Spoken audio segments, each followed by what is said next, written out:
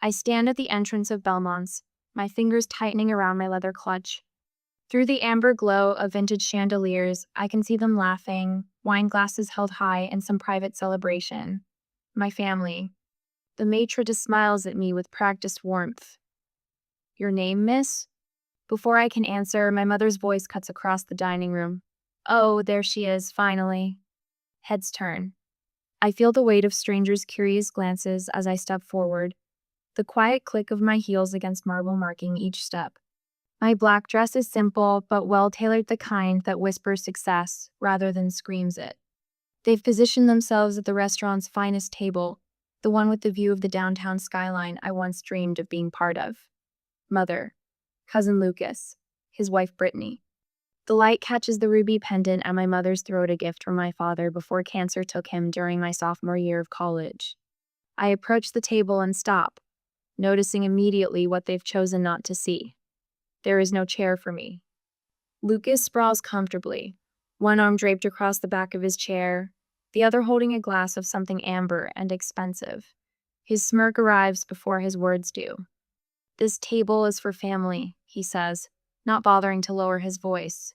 Go find a spot outside. The couple at the neighboring table pauses mid-conversation, their discomfort palpable. Don't take it the wrong way, Rachel. Brittany chimes in with sugar-coated venom. Lucas is just joking. But he isn't, and we all know it. I say nothing, my face betraying nothing, as I drag a chair from a nearby table. The legs scrape against the floor, the sound harsh against the restaurant's soft piano music. My mother doesn't meet my eyes. Helen Harrington, once the backbone of our family, now just another vertebra bent to accommodate Lucas's posturing. She fiddles with her napkin, smoothing imaginary wrinkles. You're late, she says finally, as if my arrival 15 minutes early somehow disrupted their decades-long narrative. I settle into my mismatched chair.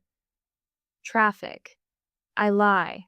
The truth that I sat in my car for 20 minutes debating whether to come at Oliver's, no strategic advantage.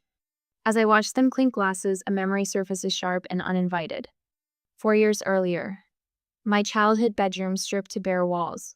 Cardboard boxes containing everything I owned stacked by the door. This business idea of yours is just another phase, my father had said, leaning against the doorframe. Not angry. Worse. Dismissive. You'll be back when reality sets in. I'd moved that day into an apartment so small the kitchen table doubled as my first office desk. I worked 18-hour days, ate ramen heated in a microwave that sparked if you ran it too long, and built my company one client at a time. That first Christmas, I'd called home. The sounds of laughter and clinking glasses had filled the background as my mother explained they were just having a small gathering. One I wasn't invited to. When Meridian Corp signed my first six-figure contract, the validation that changed everything I'd wanted to call them. Instead, I'd opened a bottle of champagne with my 2 employees and toasted to those who believe in themselves when no one else will. Rachel? Earth to Rachel. Lucas snaps his fingers in front of my face. I blink, straightening in my chair. Yes? We've been talking about St. Bart's, Brittany says, twisting her diamond tennis bracelet. Lucas and I went in January. The Rothschilds were actually staying at our resort. I take a sip of water. 3 days ago, my mother's desperate phone call had broken our usual pattern of polite monthly check-ins. It's been so long, sweetie. Everyone misses you. Her voice had carried that particular tone, the one that speaks more in its silence than its words. But loneliness is a powerful motivator, and some buried part of me still longed for a place at the family table. Now I see Lucas's new Rolex glinting as he gestures a watch that costs more than the monthly rent for my first office space. Brittany's purse casually displayed on an empty chair, the designer logo prominently facing outward. Their conversation bounces from exclusive vacation spots to luxury purchases with the frantic energy of performers who've forgotten their next line. I don't participate. I watch. The waiter arrives with coffee, and I wrap my hands around the warm mug, observing the theater playing out before me. You know what? I'm splurging tonight, Lucas announces, tapping the menu decisively. The Wagyu ribeye. And let's do the 2015 Bordeaux, he tells the waiter without looking up the price. Life's too short for cheap food. Brittany nods enthusiastically. Lobster for me. And maybe we should start with champagne? It's a special occasion, we should treat ourselves. One by one, they order the most expensive items on the menu, exchanging knowing glances when they think I'm not looking. My mother nervously fidgets with her napkin, complicit but uncomfortable. I hide my small smile behind my coffee cup as understanding dawns. Now I know exactly why I'm here. So then I told the Andersons that waterfront properties in this market are practically giving themselves away, Lucas says, swirling his wine with practiced nonchalance. They signed the paperwork that afternoon. 2 hours. 2 hours of carefully choreographed conversation that flows around me like water around a stone. Every time I open my mouth to speak, Lucas's voice rises half an octave, drowning out my words before they can take root. Nobody cares about work talk at dinner. He interrupts when I begin describing our company's expansion into the European market. His hand dismissively waves in the air between us. We're here to catch up on family stuff. Family stuff. As if I'm not family. As if my life's work is somehow less significant than his fabricated real estate victories. I take a measured sip of water, mentally documenting each slight. The waiter has refilled my glass 4 times. I've barely touched my food. Watching, listening, learning. You look good for someone who works all the time, Brittany offers, her eyes scanning my face for signs of fatigue she can comment on. Do you ever actually leave that office of yours? Before I can answer, she launches into a story about her spa weekend, the words rejuvenation and self-care falling from her lips with practiced ease. My mother reaches across the table, her fingers briefly brushing my wrist. Let's all just enjoy being together, she says, her smile strained at the edges. It's been too long. Whose fault is that? I almost ask, but don't. Instead, I nod and cut a small piece of my untouched salmon. Oh, Lucas, tell Rachel about that new place we tried last month, my mother says suddenly. The Italian one with the chandeliers made from Venetian glass. I set my fork down carefully. Last month? An awkward silence descends, brief but heavy. We try to do this monthly, Brittany explains, examining her manicure. Family dinner. It's tradition. A tradition I'm just now hearing about. I say, the realization settling like ice in my stomach. Lucas clears his throat. Well, you're always so busy, running your little company and all. The diminutive stings exactly as intended. I straighten imperceptibly in my chair. Not too busy for family if invited. My mother's eyes dart nervously between us. More wine, anyone? Lucas seizes the opportunity to shift topics. Speaking of business, he leans forward, his Rolex catching the light. The market's been brutal lately. 3 deals fell through last week. He looks pointedly at me. Not everyone can be swimming in success. I recognize the play immediately. The suggestion of struggle, the implication of need. That Mercedes you were looking at might need to wait, Brittany says, placing a comforting hand on his arm. Such a difficult time to be making big purchases. She turns to me. I've been trying to find something to replace my Audi, but everything is just so expensive these days, even the base models. My mother nods sympathetically before adding, Rachel has been so blessed financially with her business taking off like it has. There it is. The setup crystallizes before me, elegant in its simplicity. The expensive restaurant, the lavish orders, the stories of financial hardship followed by pointed references to my success. They didn't invite me to dinner. They invited my wallet. The waiter approaches with practiced timing, a leather-bound check folder nestled in his hands. Lucas catches his eye and nods slightly. The folder lands directly in front of me with a soft thud. I don't immediately reach for it. The silence stretches, heavy with expectation. Liang bai. Lucas finally says, leaning back with a triumphant smile. Thanks for dinner, Rachel. You don't mind, right? We figured since you're doing so well. All eyes turn to me. My mother's fingers nervously twist her napkin. Brittany's smile is brittle at the edges. Lucas radiates entitled confidence. My phone buzzes in my purse. I retrieve it, glancing at the screen. Meeting confirmed for 9 p.m. We've locked in the Singapore contract. Celebrating at the office whenever you can make it, Diane. A picture forms in my mind.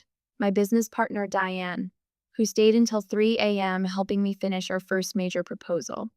Miguel from development, who brought me soup when I worked through a fever to meet a deadline. Sarah from legal, who believed in our vision enough to leave her corner office at a prestigious firm. People who saw my potential, celebrated my victories, supported me through setbacks. My chosen family. The contrast is stark and clarifying. Blood ties do not automatically confer loyalty, respect, or love. Those qualities must be earned, cultivated through consistent action and mutual regard. I pick up the check slowly, examining it with careful attention. The table collectively exhales, relief rippling across their features. My mother's shoulders relax. Lucas's smirk deepens. Brittany adjusts her designer purse, already moving on to her next thought. I set the bill down directly in front of Lucas. My voice, when it comes, is quiet but firm. I'm not your personal ATM. The silence that follows is absolute. Lucas's face flushes red. Brittany's mouth opens slightly, no words emerging. My mother is the first to recover. Rachel, honey, she says, her voice taking on the placating tone she used when I was a child having a difficult moment. You can help them out a little, can't you? We're family. Family. The word hangs between us, its meaning twisted beyond recognition. In their definition, family means I give and they take. My success becomes communal property, while my struggles remain solitary burdens. I meet my mother's eyes directly. Yes, we are family, which is why I deserve the same respect you'd give to anyone else at this table. The trembling begins in Lucas's hands first, a slight vibration that travels up his arms as the reality of my refusal sets in. $2,000 of carefully cultivated entitlement crashing against the seawall of my quiet dignity. I stand, gathering my purse. Not in anger or haste, but with the deliberate movements of a woman reclaiming her worth one boundary at a time. Have you ever had to stand your ground against family members who tried to take advantage of your success? What words did you use to set boundaries? The bill sits between us, leather-bound and imposing. $2,200 for a single dinner. Lucas stares at me, his face gradually shifting from smugness to disbelief as I make no move toward my purse. The flush begins at his collar and climbs upward, cheeks an angry crimson. You can't be serious. His voice rises, drawing glances from neighboring tables. You make more than all of us combined. I take another sip of my coffee, savoring its bitter warmth. That's irrelevant to who ordered what. Brittany leans forward, the sweetness in her voice curdling. We wouldn't have ordered all this if we knew you'd be so petty about it. Her designer bracelet catches the light as she gestures toward the untouched dessert plates, the half-empty wine bottles. My mother touches my arm, her fingers trembling slightly. Maybe we can split it somehow. You take half, and we'll manage the rest? The restaurant manager approaches, his practiced smile tightening at the corners. Is everything all right here? I couldn't help but notice some concern. His gaze flicks between our tense faces and the untouched bill, professional concern barely masking discomfort. Beneath my calm exterior, emotions crash against each other like storm waves. Anger, disappointment, a strange, unexpected grief for what this family could have been. We've been planning this dinner for weeks, Lucas finally admits, his voice dropping to a harsh whisper. You never return Mom's call. You're too busy for family gatherings. What were we supposed to do? Ask. I say simply, not manipulate. Brittany's perfect mask slips further. You never come to family things anyway, unless there's something in it for you. The accusation hangs in the air between us, heavy with irony she doesn't recognize. When have I ever been genuinely invited? I counter quietly. The last 3 Christmases. Dad's memorial service anniversary. Your housewarming. I was there alone, while everyone else brought partners and barely acknowledged. Mother dabs at her eyes with her napkin. We just thought you wouldn't mind helping out the family, she whispers, tears welling. Things have been difficult. I didn't know how else to ask you. Difficult how? I press, already suspecting the answer. Lucas and Brittany exchange glances.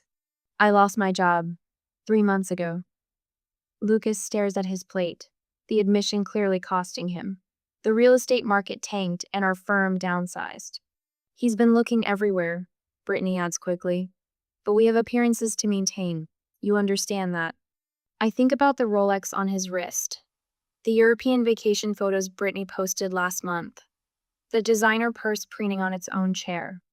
Our credit cards are maxed out, Brittany confesses, her voice barely audible. All of them. The picture clarifies, maintaining the illusion of success while drowning in debt. And I'm the designated life raft. I remember my 8th grade science fair winning first place with a solar energy project I built myself. My parents didn't attend. They were celebrating Lucas passing algebra with the minimum grade required. My high school graduation, where my valedictorian speech received polite applause from my family, followed by excessive fawning over my cousin's acceptance to a state college with a C average. Working 2 jobs to put myself through college while they posted family vacation photos from Cancun. Sorry you couldn't join us, Rachel, but we know how dedicated you are to your studies. The Christmas after I started my business, when Lucas loudly proclaimed to the extended family, Rachel's playing entrepreneur now. Let's see how long until she comes back to the real world. Holiday gatherings where I arrived alone because work consumed my life, while they brought significant others who were welcomed immediately. Family dinners where my growing business successes were deliberately ignored, changed to other topics with practiced smoothness. Remember Thanksgiving 2 years ago? I asked quietly. Lucas looks confused by this apparent non sequitur. I had just landed the Westfield account. It doubled my company's revenue overnight. When I mentioned it, you said, and I quote, "Nobody wants to hear about your little company at dinner, Rachel." That was just a joke, he mutters, but his eyes slide away from mine. And Mom's 4th of July barbecue last summer? When I mentioned we'd expanded to a new office downtown, you told everyone I was trying to sound important and changed the subject to Brittany's new car. Mother shifts uncomfortably, never having defended me against these slights. And now my little company makes me worth asking for money. I tap the bill with one finger. Interesting timing. The manager returns, his professional demeanor intact, but purpose clear. I apologize for the interruption, but we have other guests waiting. We'll need to resolve the bill soon. His polite words carry firm urgency. Lucas's frustration boils over. Fine. You've made your point. Just pay half. Brittany frantically taps at her phone, evidently messaging friends for emergency loans. From her increasingly panicked expression, the responses aren't favorable. Nobody's answering, she hisses at Lucas.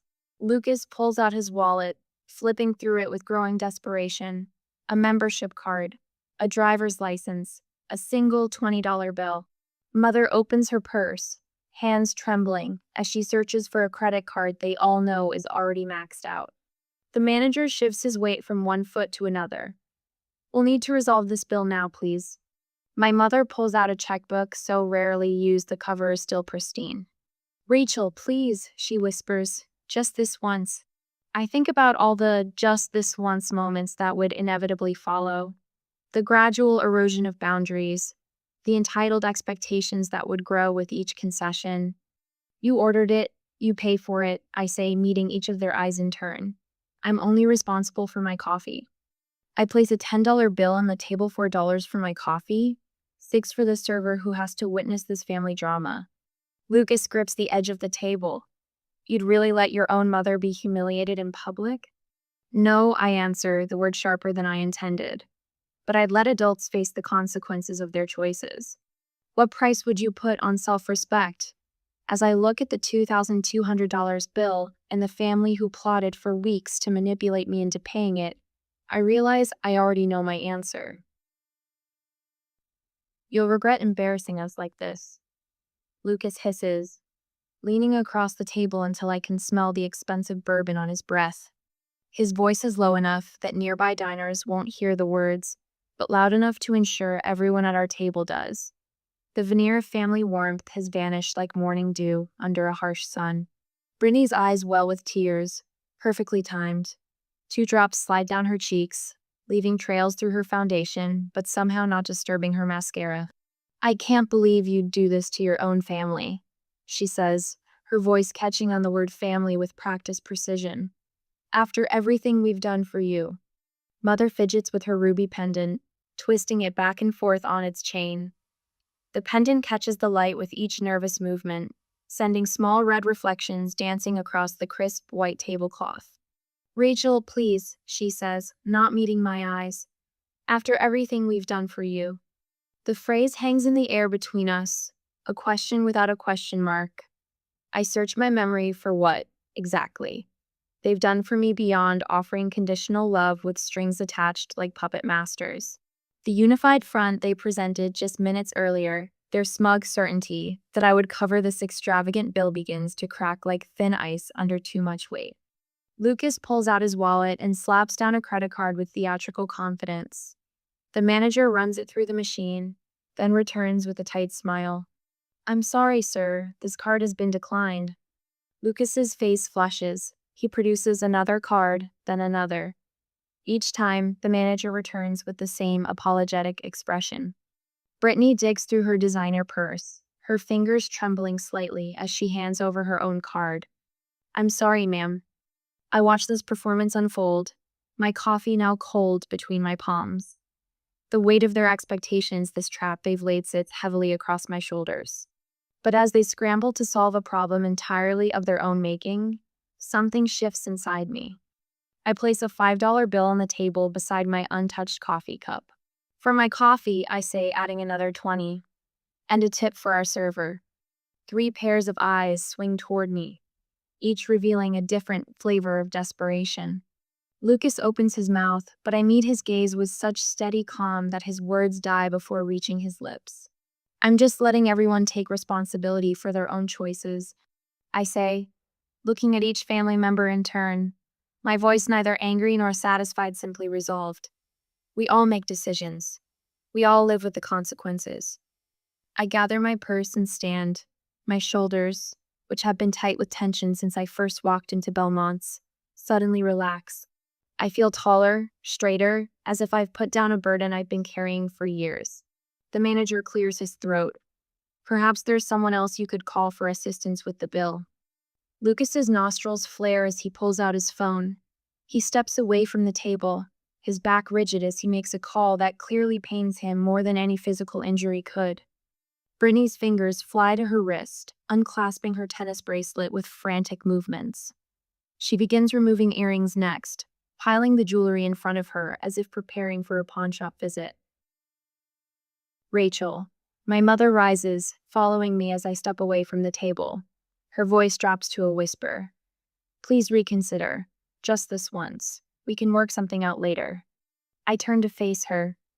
For the first time tonight, her expression contains genuine emotion rather than social performance.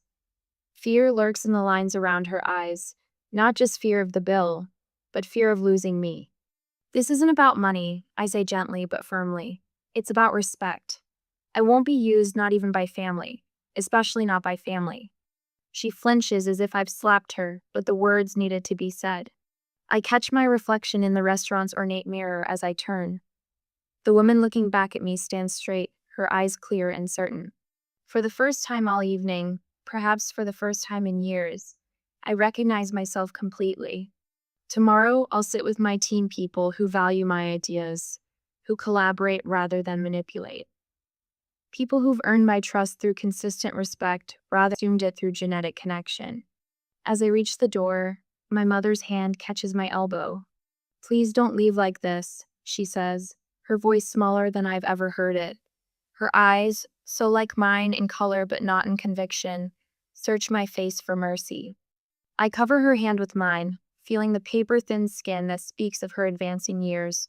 "This pattern needs to end," I tell her, my voice softening. "I'm willing to talk just you and me when you're ready. But there need to be new rules.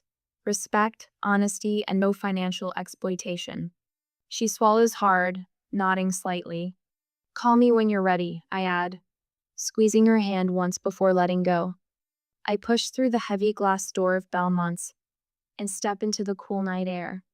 Behind me, the family drama continues to unfold, but ahead of me stretches an evening suddenly free of obligation. A future reclaimed, one boundary at a time. The door remains open behind me both literally and figuratively, but only those willing to meet me on equal ground will find welcome on the other side. My heels click against the asphalt as I stride toward my car. The night air feels clean after the suffocating atmosphere inside. I hear the restaurant door slam open behind me. Rachel, Lucas's voice bounces off the parked cars. I keep walking, my key fob's in my hand, freedom just 20 steps away. Don't you dare walk away. His footsteps quicken, gaining on me. You're not part of this family anymore. The words are meant to wound, to stop me in my tracks. 5 years ago, they might have. I slow my pace but don't turn. Look at me when I'm talking to you. I pivot, shoulders square. Lucas's face is mottled red beneath the parking lot's fluorescent glow. Behind him, Brittany hurries to catch up, her designer heels clicking aggressively on the pavement. Several diners linger near the restaurant entrance, openly watching the unfolding drama. You ungrateful little, Lucas cuts himself off, breathing hard. Who do you think you are? I think I'm someone who just wanted a normal family dinner. My voice remains level, a stark contrast to his escalating volume. Brittany reaches us, slightly breathless. This isn't about dinner, and you know it. Mother appears in the restaurant doorway, hesitating. I see the indecision in her posture caught between her niece and nephew and her only daughter. Lucas runs his hand through his hair, a gesture so reminiscent of my father that it momentarily disarms me. Then his expression shifts, calculated concern replacing raw anger. Mom has medical bills she can't pay, he says, voice dropping to an urgent whisper. We wouldn't have asked, but it's serious. I look past him to Mother, who can't meet my eyes. The final piece clicks into place. This dinner wasn't just about sticking me with an expensive bill. It was the prelude to a much larger financial request. We wouldn't ask if it wasn't serious, Brittany adds, her voice honey-sweet again. Family helps family, Rachel. A couple passing by slows their pace, pretending not to listen. I wait until they're out of earshot. There are better ways to ask for help than manipulation, I say quietly.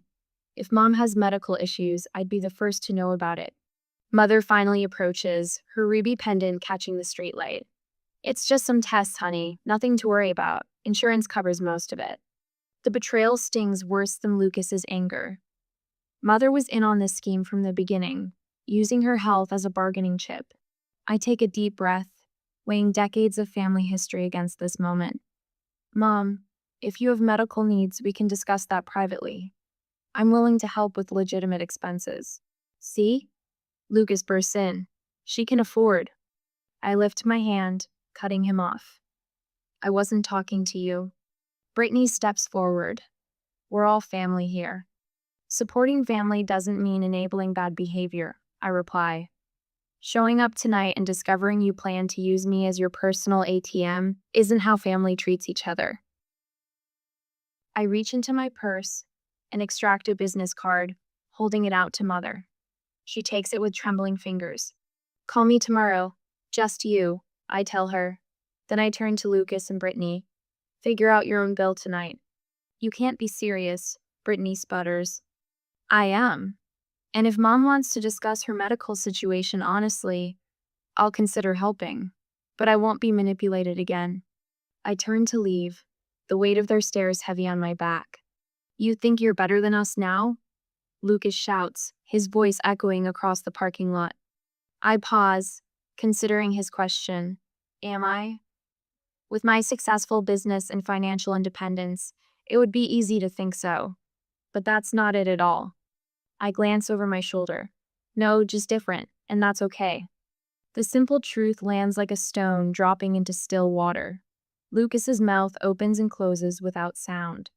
Beside him, Brittany sinks onto a nearby bench, her facade completely shattered. All the energy she'd put into maintaining appearances drains away in an instant. Mother stands frozen between us, her gaze darting from me to Lucas and Brittany. I see the silent calculation in her eyes follow her daughter, or stay with her niece and nephew. The tableau we create is illuminated by headlights as a car pulls into the lot, briefly spotlighting our family drama for all to see. Rachel, please, Mother whispers, but doesn't move toward me. I nod once, accepting her choice without comment. My number's on the card. As I walk to my car, I don't look back. The sharp night air fills my lungs with each breath, and I realize I'm not sad, I'm relieved. For the first time in years, I've spoken my truth without apology. My hand doesn't shake when I unlock my car door. The woman reflected in my window looks steady, unbroken, different, not better, and finally at peace with that distinction. Inside the safety of my car, I allow myself one deep, shuddering breath before turning the key in the ignition. As I drive away from Belmont's, I leave behind more than an unpaid dinner bill. I leave behind the weight of expectations I never agreed to carry. Tomorrow, Mother may call, or she may not. Either way, I'll sleep soundly tonight. I stand at the wall of windows in my office, watching the city awaken beneath me. 3 months since Belmont's. 3 months of reclaiming what family means. The morning light catches on the framed photo on my desk, me at 22. Exhausted but determined, sitting at that kitchen table that doubled as my first desk. I touch the frame lightly, a silent acknowledgement of how far I've come. Rachel, Maya, my operations director, appears in the doorway. Team's ready when you are. I follow her into our conference room where 6 faces turn to me with something I never found at that restaurant table: genuine respect. Let's begin, I say, and the meeting flows with the practiced rhythm of people who value each other's contributions. No one speaks over anyone else. No one belittles ideas. We build together, brick by thoughtful brick. This is what I've built. Not just a business, but a community. 1 sugar, right? Mom asks, sliding the coffee across the cafe table toward me. I nod, watching her hands steadier now than they were a month ago. We've made these coffee meetings a monthly tradition, small steps. The bookstore hired me full-time, she says, pride creeping into her voice. Manager liked how I reorganized the history section. That's great, Mom. She hesitates, then adds, I've been meaning to thank you for not giving up on me that night. The memory of Belmont's flickers between USA ghosts growing fainter with each passing day. I'm learning too, I admit, about where to invest my energy. Last week, Mom joined us for my birthday dinner, not at some ostentatious restaurant, but in Eliza's backyard. My friend since college, Eliza had strung lights across her patio and cooked my favorite lasagna. Mom brought homemade brownies and fit seamlessly into the evening, laughing genuinely at Jordan's terrible jokes and listening to Kim's stories about our early business struggles. For the first time, I saw her without the shadow of Lucas and Brittany looming over her. Lucas took a job in Hartford. Mom mentions casually as we walk through the park the following Sunday. Something in sales, smaller salary, but he seems, I don't know, lighter? I nod, not surprised. We've kept our distance, but through Mom, I've heard snippets. Brittany's Instagram no longer features designer labels and exotic locations, but home-cooked meals and local hiking trails. Their fall was hard but necessary. He asked about you, Mom adds tentatively. When he's ready for an honest conversation, he knows how to reach me. I've made peace with the timeline being out of my control. Some relationships heal, others remain broken. Both outcomes are acceptable. That evening, the aroma of garlic and rosemary fills my kitchen as friends move around the space with comfortable familiarity. Mom arranges her homemade rolls in a basket, contributing rather than expecting. Wine's open, calls Eliza, pouring generously. We gather around my table, not the expensive mahogany Lucas would choose, but a warm cherry wood that bears the gentle scars of dinners past. Each mark tells a story of laughter, of tears shed in safe company, of midnight brainstorming sessions. As conversations overlap and weave together, I realize what I've created here. Not the pale imitation of connection that lived in those strained restaurant meals, but something authentic. These people see Menet as a resource to exploit, but as a whole person, flaws and strengths alike. Later, Mom and I walk along the shoreline near my apartment, the sunset painting the water gold. When she stumbles on a rocky patch, I offer my arm without hesitation. "I'm glad we found our way back to each other," she says softly. I help her navigate the uneven ground, supporting without carrying. "Family isn't who you're born to," I tell her. "It's who you choose to become together."